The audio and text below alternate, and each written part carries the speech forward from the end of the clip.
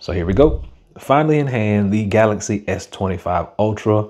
And today we'll be unboxing it and we'll see what we like about it and get our first impressions. So let's talk.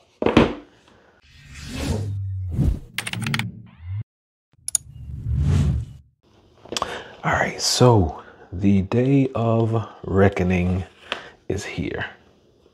I've had some mock-ups of this device and we finally got it in hand and we can see what it actually feels like. Now, I'm hoping I can just pull this up because it does not want to come out and I don't want to drop it. There we go. It was in there real tight.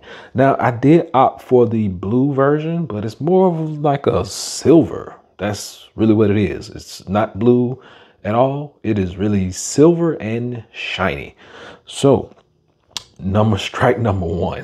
That's what I'm gonna say, because I expected more of a light blue phone and this is what we get. So if you were looking at getting that blue, it's more of a shiny silver on the back. Typically we put a case on it, and this year I may be rocking without the case.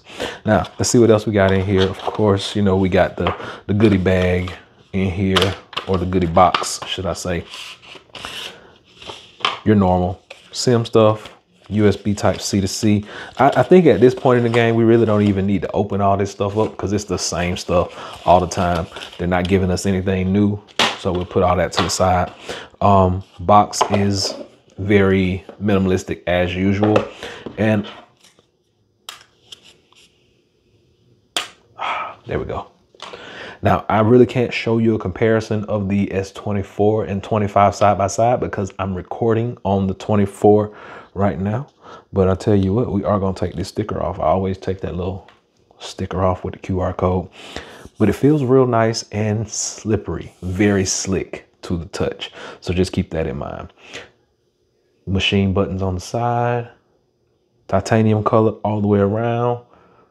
Everything matches up, looks nice down bottom. The pen, still like a gray color. So this is a grayish silver more so than a blue. Like, I know they average, and let me make sure they sent the right one.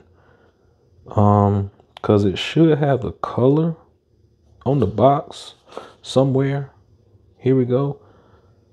Silver blue. So titanium silver blue, and it's more so silver than blue.